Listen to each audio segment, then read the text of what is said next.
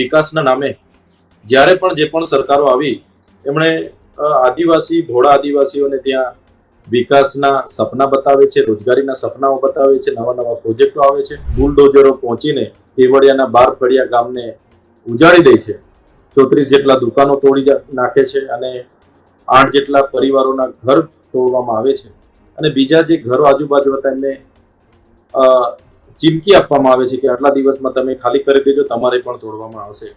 તમે અવારનવાર મેદાને ઉતરતા હો છો, લડાઈ લડવા માટે તૈયાર હોવ છો, પણ શું માનો છો પોલીસ તમને અટકાવીને તમારો અવાજ દબાવવાનો પ્રયત્ન કરે છે? સરકાર ત્યાં બિલકુલ ખોટું કરી રહી છે. જે બહાર નહીં આવી જાય, દેશ દુનિયા સામે નહીં આવે, એના માટે આ સરકાર અમને અટકાવી રહી છે. આદિવાસીઓ પર પ્રોજેક્ટો લાવીને ત્યાંથી જે પણ ઉત્પાદન થાય, ખનીજ, વીજળી કે પાણી કે બધું, એમાં કોઈ આદિવાસીઓની ભાગીદારી નહીં, એ સરકાર ઈચ્છી રહી છે અને સરકારની નજર આ જમીનો પર છે. સ્ટેચ્યુ ઓફ યુનિટી બન્યું ત્યારથી આદિવાસીનો એ હાવ બંજર વિસ્તાર હતો. આ વિસ્તારને સરકારે વિકાસ કર્યો અને આદિવાસીઓને આની અંદર નોકરી મળી, તેમનું ભવિષ્ય ઉજળું થયું, એવું માનો છો તમે? જેટલી પણ જમીનો હતી બધા પોતપોતાની ખેતી કરીને જીવન નિર્વાહ કરતા હતા. આ એક તાનાશાહી બળજબરી પૂર્વક ત્યાંના લોકોને દૂર કરીને એક સપનાનું શહેર બનાવવા એ લોકો મથી રહ્યા છે, પણ મને નથી લાગતું કે એ લોકો સફળ થાય. આ ડિમોલેશન થયું એ ખોટું થયું, આદિવાસીઓ સાથે અન્યાય થઈ રહ્યો છે, પણ આ લોકો જે ખુલીને બહાર આવવું જોઈએ અને આદિવાસીઓની વાત સરકારમાં મૂકવી જોઈએ, તે કેમ નથી મૂકતા? મનસુખભાઈ ધારે તો આ લોકોને બધી ન્યાય મળી જાય, પણ મનસુખભાઈ ની ટિકિટની ભૂખ છે કે ભાઈ આવનારા દિવસોમાં કદાચ હું એમની સામે ઉતરું તો મને ટિકિટ નહીં મળે. તો સરકારે હવે વિચારવું જોઈએ. સરકારની ધારાધોરણ મુજબ લેન્ડ એક્વાયર એક્ટ 2013 મુજબ જે કંઈ આવતું હોય એ આમની સામે મૂકવું જોઈએ, આમની સહમતિ લેવી જોઈએ અને એમને ન્યાય આપવો જોઈએ, એવી અમારી માંગણી છે. આ દિવસમાં જે પ્રેસ કોન્ફરન્સ કરવા જઈ રહ્યા છો, એમાં કેવા પ્રકારના ખુલાસાઓ થશે અને આમાં કોના નામ ખુલી શકે? ભાજપના બચુભાઈ કાપડે, રાજ્ય કક્ષાના મંત્રી સહિત કોંગ્રેસના પ્રદેશના એક દિગ્ગજ નેતાનું નામ પણ એમાં અમે ખોલીશું.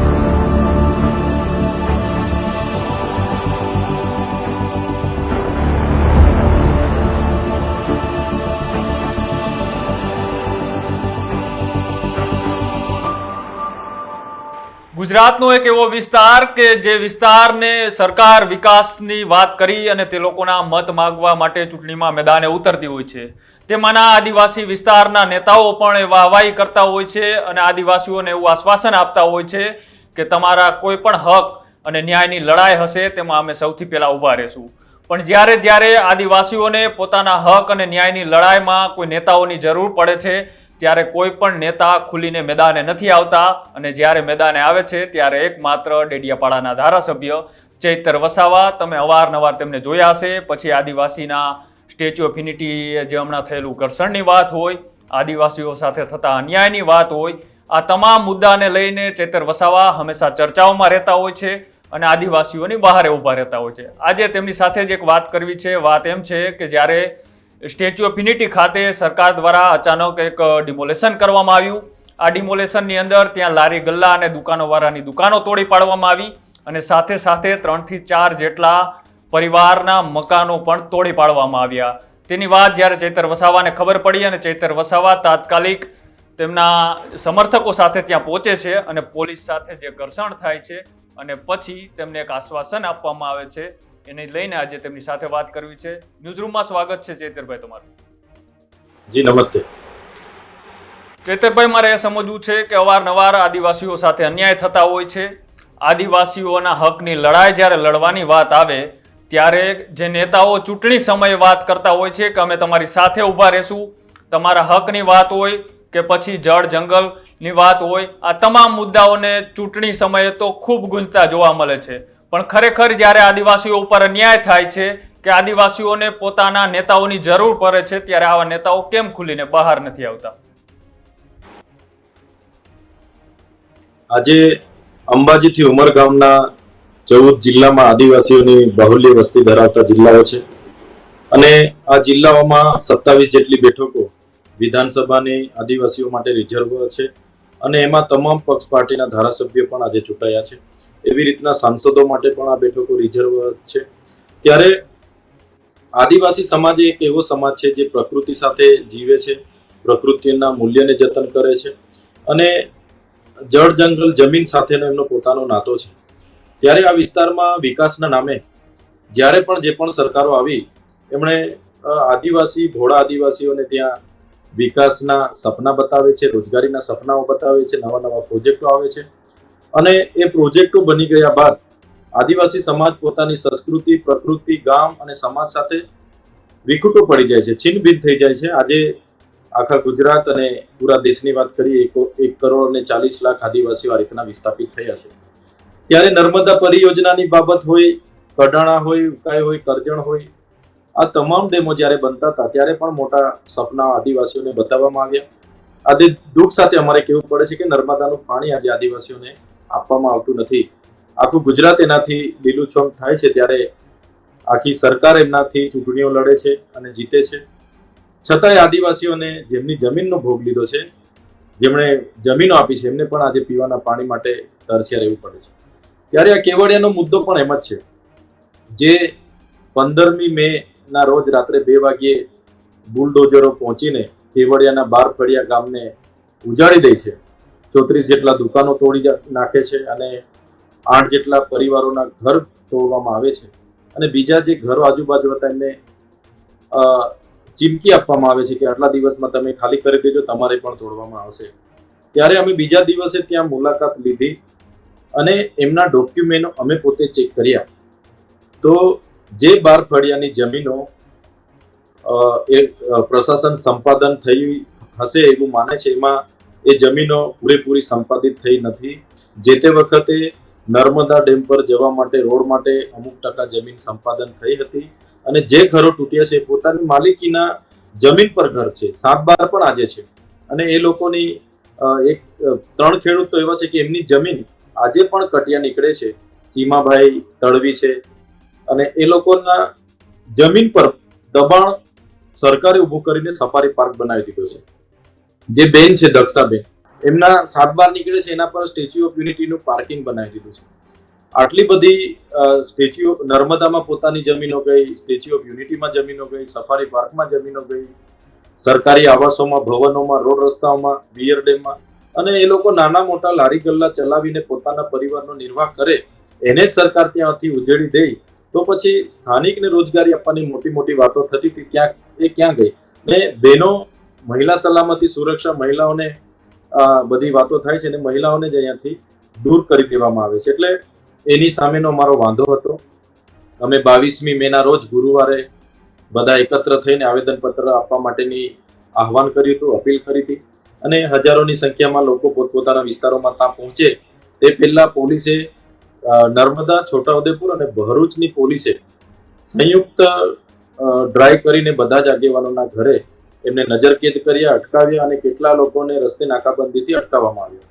તો સવાલ એ થાય છે કે આદિવાસી જ્યારે પોતાના અધિકારો માટે આવેદનપત્ર આપે તો આ લોકશાહી દેશમાં એનો પણ અધિકાર આદિવાસીને મળતો નથી. ત્યારે ઘણા નેતાઓ, અહીંના સાંસદો જે તે વખતે આદિવાસીઓની કાયાપલટ થઈ જશે એવી મોટી મોટી વાતો કરતા હતા, એ લોકો આજે ચૂપ છે. પણ મને આનંદ એ વાતનો છે, આજે એક આહવાનથી હજારોની સંખ્યામાં અટકાવવા પોલીસ હોવા છતાં હજારોની સંખ્યામાં લોકો ત્યાં પહોંચ્યા, પોતાની વેદના રજૂ કરી. અમે સીઓને મળ્યા, ત્યાંના એમડીને મળ્યા અને પોતાની જે રજૂઆતો હતી તે અમે કરી છે. એમણે અમને અઠવાડિયાનું આશ્વાસન આપ્યું છે. ફરી અમે દિન 5માં મળવા જવાના છે અને આ લોકોનું જે ડિમોલેશન થયેલું છે એ ગેરકાયદેસર છે, એનું યોગ્ય વળતર મળે અને એમને ફ્લેટ મળે, મકાનો મળે એવી અમારી માંગણી છે.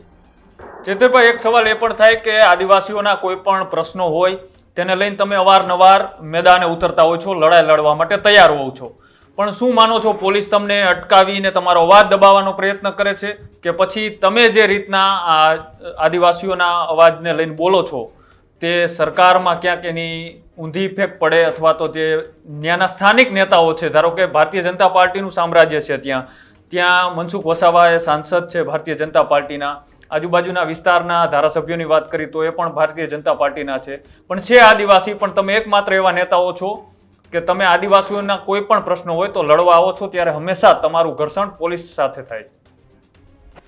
કેવડિયા એક એવો વિસ્તાર છે, એ વિસ્તાર પેસા એક્ટ અંતર્ગત આવે છે અને શિડ્યુલ 5 ના જે અનુસૂચિ 5 કહેવાય છે કે જ્યાં આદિવાસીનું પ્રભુત્વ હોય છે, જળ, જંગલ, જમીન અને ખનિજો પરના અધિકારો આદિવાસીના હોય છે. એ વિસ્તાર છે, એ વિસ્તાર સુરપાણેશ્વર અભયારણ્ય છે, એ વિસ્તાર ઇકો સેન્સિટિવ ઝોન લાગે છે. છતાં ત્યાંના વસનારા આદિવાસીઓની પોતાની 73 ડબલ એની જમીનો આ સરકારે બારોબાર શ્રી સરકાર કરીને ભવનો, રિસોર્ટો, અમને એમના પોતાના કોલોનીઓ બનાવી દીધી છે. આજે પણ એ ખેડૂતોના કટિયા નીકળે છે.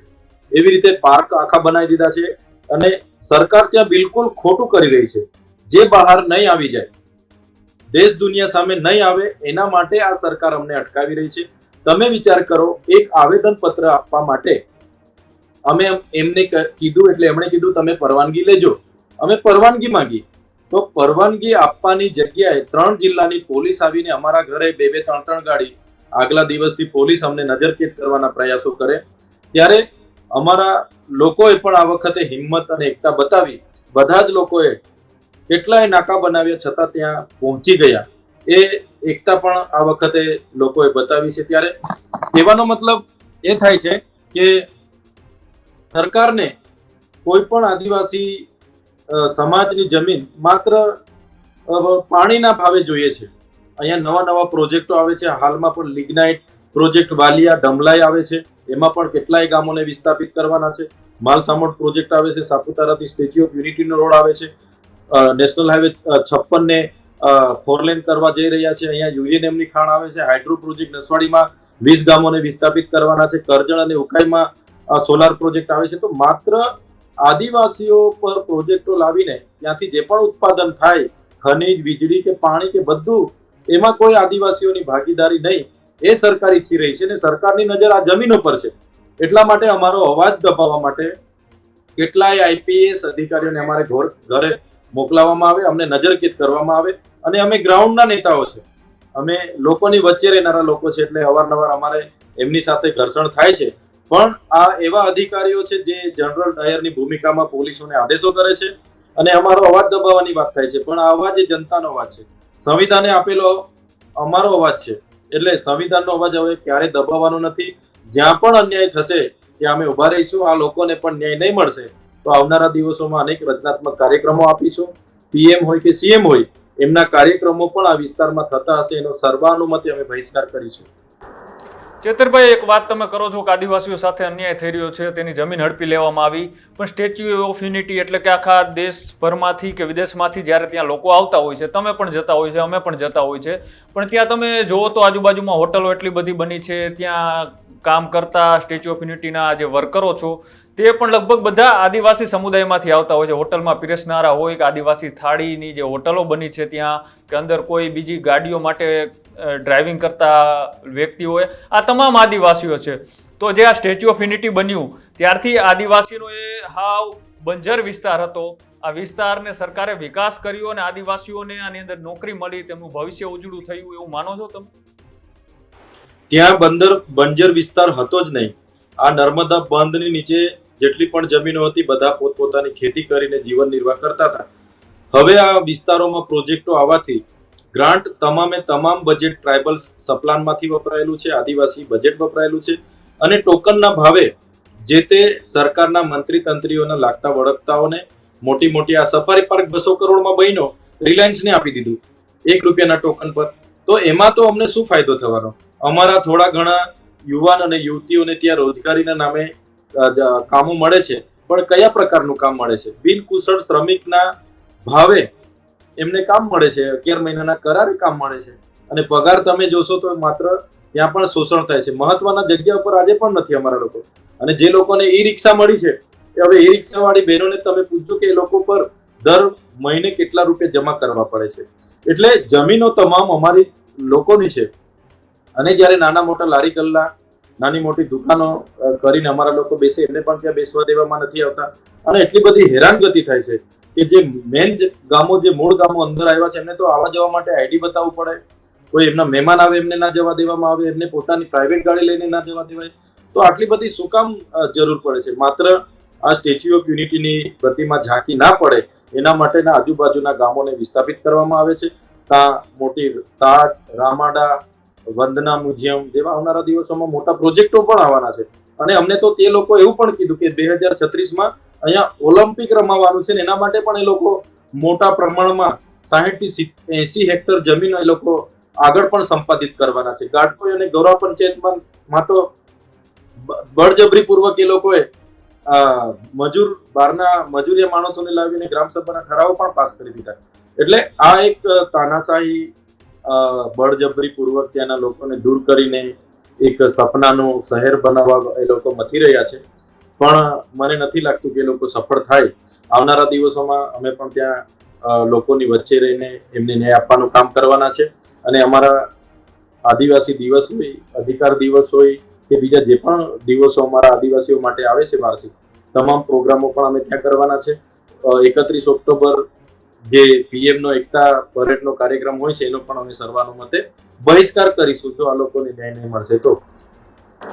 ચૈતરભાઈ, એ પણ સમજવું છે કે તમે એકમાત્ર એવા આદિવાસી નેતાઓ છો તે અવારનવાર આદિવાસીઓના હક માટે કે તેમના કોઈ પ્રશ્ન માટે ખુલીને મેદાને આવતા હોય છો. પણ આજે કેવડિયાની અંદર સ્ટેચ્યુ ઓફ યુનિટી ખાતે જે ડિમોલેશન કરવામાં આવ્યું તેમાં ભારતીય જનતા પાર્ટીના જ નેતાઓ અંદરખાને એવી વાત કરે છે કે આ ડિમોલેશન થયું એ ખોટું થયું, આદિવાસીઓ સાથે અન્યાય થઈ રહ્યો છે. પણ આ લોકો જે ખુલીને બહાર આવવું જોઈએ અને આદિવાસીઓની વાત સરકારમાં મૂકવી જોઈએ તે કેમ નથી મૂકતા? જે વખતે સ્ટેચ્યુ ઓફ યુનિટીનું લોકાર્પણ છે મને સ્પષ્ટ યાદ છે. મનસુખભાઈ વસાવા એમના ધારાસભ્ય બધા એકતા રથ લઈને અમારા તમામ ગામોમાં પ્રવાસ કરતા હતા, રાત્રિ મીટિંગો કરતા હતા અને લોકોને એવો સંદેશો આપતા હતા કે તમારો કાયાપલટ થઈ જવાનું છે, નર્મદાનું પાણી મળી જવાનું છે, રોજગાર મળી જવાનું છે અને બધાએ જ અહીંયા સુખ શાંતિ રામ રાજ્ય આવી જવાનું છે એવી એમની બાબતો હતી. ત્યારે આજે એ લોકો શરમાય છે. આજે મોડા ગઈકાલે 23 તારીખે મનસુખભાઈ વસાવાએ એક પત્ર બહાર પાડ્યો છે કે આ ડિમોલેશન ગેરકાયદેસર રીતે થયું છે, ખરેખર આવું નહોતું થવાનું, આ લોકો મૂળ નિવાસી છે, એમણે જમીનો ગુમાવી છે, એમના ઝૂંપડા કેમ તોડ્યા, એમ કરી મોડા મનસુખભાઈ ગઈકાલે પત્ર એમણે લખ્યો છે. પણ એ પત્ર એટલા માટે એમને લખવો પડ્યો કે જનતા જવાબ માંગે છે. તે વખતે તમે અમને આ વાયદો વચનો આપીને ગયેલા, આજે અમારી આ હાલત છે. એટલે મા દીકરીઓની એમને હાય લાગશે અને મા દીકરીઓ બધા જવાબ પૂછે છે, ભાઈ તમે કેમ તમારી સરકારમાં અમારા પ્રતિનિધિ તરીકે એક શબ્દ અમારા નથી બોલતા. એટલે એમને ના છૂટકે આ પત્ર લખવો પડ્યો છે. નહીં તો સરકાર એમની છે. મનસુખભાઈ ધારે તો આ લોકોને બધી ન્યાય મળી જાય.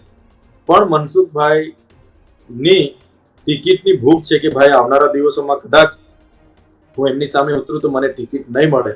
ધારાસભ્યને પણ એવું થાય છે કે હું કદાચ આ લોકો સાથે ઉભા રહી તો મને પણ આવનારા દિવસોમાં ટિકિટ નહીં મળે. કેમ કે આ લોકો પાર્ટીની કૃપાથી ચૂંટાય છે એટલે ટિકિટની ચિંતાના કારણે એ લોકો અંદરો અંદર એમને પણ ખબર છે કે ભાઈ આ લોકો હાચા છે, પણ એ લોકો ખુલીને બહાર આવવા માંગતા નથી કેમ કે ટિકિટ એમની કપાય એવી છે.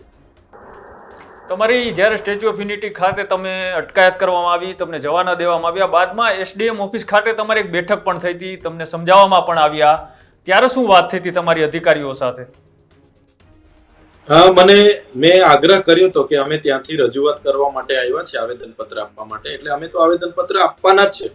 કોઈ પણ સંજોગોમાં અમને ત્યાં પહોંચાડો. એટલે નર્મદા પોલીસ અધિક્ષક શ્રી, તેમના IPS લોકેશ યાદવજી, તેમના DYSP શર્માજી, બધા જ લોકો મને પોલીસ કાફલા સાથે અમને આગેવાનોને મેનેજિંગ ડિરેક્ટર સરદાર સરોવર નિગમ ના MD જે અમિત અરોરાજી છે એમની સાથે અમને મીટિંગ કરાવી. જેઓ પોતે આજે CO પણ ત્યાં છે. આખી SOU સત્તા મંડળની ઓથોરિટી એમના હાથમાં આવે છે. નર્મદા સરોવર બંધ છે એની આખી ઓથોરિટી એમના હાથમાં છે. એમની સાથે અમે લગભગ 20 થી 30 મિનિટ સુધી તમામ બાબતોની ચર્ચા કરી. પહેલી ચર્ચા એ કરી કે જે ડિમોલેશન થયા છે, જેમના ઘરો તોડી પાડવામાં આવ્યા છે, એ ઘરો આજેથી નથી, 1970 પહેલાના ઘરો હતા, દુકાનો હતા. એવા લોકોને એમનું વળતર મળે અને એમને નવા મકાનો બનાવી આપવામાં આવે એવી અમે માંગ મૂકી છે. તો એમણે અમને એક માંગ હતી. સાથે બીજું કે સફારી પાર્કના ખેડૂતો આજે પણ પોતાની જમીનમાં ગેરકાયદેસર સફારી પાર્ક ઊભો છે, એ અમે એક વાત મૂકી હતી. બીજી કે કેટલાક લોકોની જમીન સંપાદન કરવામાં આવી અને એને બીજી જગ્યાએ વળતર આપવામાં આવ્યું અને કેટલાક લોકોને આજે પણ વળતર નથી મળ્યું અને એમના પણ ઘરો તોડી પાડવામાં આવ્યા. એ બાબતને લઈને અમે ચર્ચા કરી હતી. સાથે કેવડિયામાં 40 જેટલા ખેડૂતોની આજે પણ સાત બાર નીકળે છે. 2018માં પણ નીકળતા હતા અને સરકારે બારોબાર શ્રી સરકાર કરીને કલેક્ટરે ભવનો વાળાને આપી, હોટલો મોટલો વાળાને આપી અને IS IPS ને પોતાના પ્લોટો ફાળવી દીધા છે એ બાબતની પણ અમે ચર્ચા કરી છે. સાથે નર્મદાના અસરગ્રસ્તોને વળતર મળે એ દિશામાં પણ અમે ચર્ચા કરી હતી અને નર્મદાનું પાણી આ વિસ્તારોને મળે એ બાબતને લઈને પણ અમે ચર્ચા કરી હતી. તો એમણે પોઝિટિવ રીતે અમારી વાતો એમણે લીધી છે. સાથે સાથે ફરી એકવાર મળવા માટે અમે માગવાના છે અને મળવા જવાના છે. એમણે 1 અઠવાડિયામાં આનું નિરાકરણ આવે એવું આશ્વાસન અમને આપ્યું છે અને નહીં આવશે તો આગલા દિવસોમાં અમે ફરી રચનાત્મક કાર્યક્રમો આપીશું.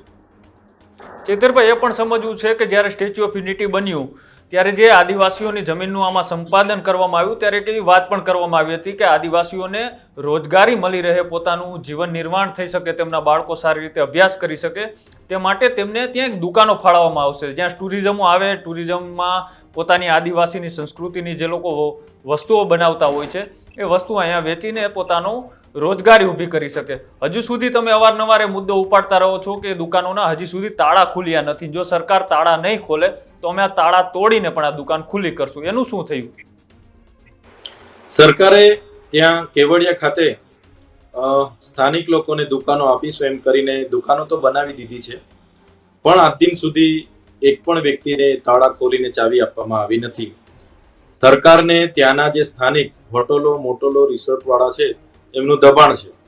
કેમ કે તમે સ્ટેચ્યુ ઓફ યુનિટીમાં ગયા હશો, તમને 100 રૂપિયાની પાણીની બોટલ મળશે, અંદર તમને 200 રૂપિયાની ચા મળશે, 200 રૂપિયાની છાશ મળશે. પાવભાજી ખાવી હોય તમારે 500 રૂપિયા આપવા પડશે. તેની સામે જો આ લોકોને દુકાનો ફાળવી દેવામાં આવે તો જે બજાર ભાવ છે 20 રૂપિયાની બોટલ, 50 રૂપિયાની પાવભાજી એવું મળે છે, તો આ લોકોનો જે ધંધો છે એનો ફિયાસ્કો થઈ જાય. એટલા માટે એમના દબાણવશ થઈને વહીવટી લોકો, પ્રશાસનના લોકો આ ફાળવવા નથી માંગતા. જેની પરિસ્થિતિ આજ એવી છે કે ત્યાંના સ્થાનિક લોકો જેમણે જમીનો ગુમાવી છે એ રોડની આજુબાજુ દુકાનો લઈને પોતાની જીવન નિર્વાહ ચલાવે છે, જે સરકારને પોસાતું નથી અને સરકાર તે તોડે છે. તો સરકારે આમની જમીનો સ્ટેચ્યુ ઓફ યુનિટીમાં જ્યારે 13-14માં લીધી એની પાછળ એમને કોઈ જાતના વળતર કે ફ્લેટ કે એવું કંઈ આપવામાં આવ્યું નથી. બસ વાયદાઓ કરીને આમના પરથી જમીનો લીધી છે. તો સરકારે હવે વિચારવું જોઈએ. સરકારની ધારાધોરણ મુજબ, લેન્ડ એક્વાયર એક્ટ 2013 મુજબ જે કંઈ આવતું હોય એ આમની સામે મૂકવું જોઈએ, આમની સહમતિ લેવી જોઈએ અને એમને ન્યાય આપવો જોઈએ એવી અમારી માંગણી છે. પણ સરકાર બસ આંખ આડા કાન કરે છે. એક એમડી આવે છે, એક જાય છે, એક સીઈઓ આવે છે, એક જાય છે. પહેલાના સમયમાં થયું એ જાણે, અમારો વિષય નથી. એ બધી વાતો ત્યાં થાય છે. એના લીધે અનેકવાર વિરોધો ત્યાં થયા છે.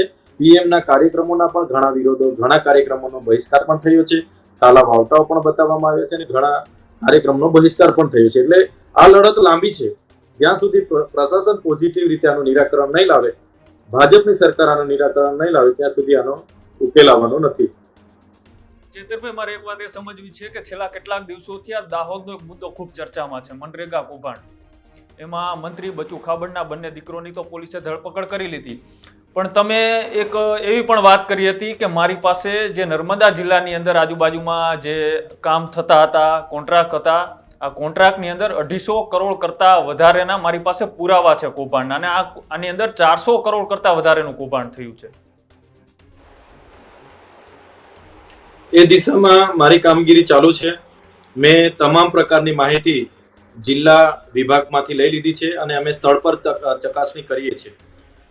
તો અમે જે પ્રકારે વિધાનસભાના ગૃહમાં મેં જે પ્રકારે બોલ્યો છું કે બચુભાઈ ખાબડ અને કોંગ્રેસના એક દિગ્ગજ નેતા બંને પાર્ટનરમાં રહીને જલારામ એન્ટરપ્રાઇઝ નામની એજન્સીમાં બંને પાર્ટનર રહીને નર્મદા જિલ્લામાં 250 થી 400 કરોડનું કૌભાંડ કર્યું છે. એ પુરાવા મારા પર આજે પણ આવી ગયા છે, પણ હું સ્થળ પર ચકાસણી કરું છું અને સ્થળ પર ખરેખર કામ થયા નથી. એટલે આવનારા 2 થી 3 દિવસમાં હું પ્રેસ કોન્ફરન્સ કરવા જઈ રહ્યો છું અને કોંગ્રેસના એક દિગ્ગજ નેતાનું પણ નામ હું બહાર લાવીશ. એમાં કેવા ખુલાસાઓ થઈ શકશે ચેતરભાઈ? તમે જે રીતના વાત કરી હતી, તમે જે પુરાવાઓ પણ કીધું હતું, હું પુરાવા સાથે આનો પર્દાફાશ કરીશ, પણ હવે તમે થોડા દિવસમાં જે પ્રેસ કોન્ફરન્સ કરવા જઈ રહ્યા છો એમાં કેવા પ્રકારના ખુલાસાઓ થશે અને આમાં કોના નામ ખુલી શકે?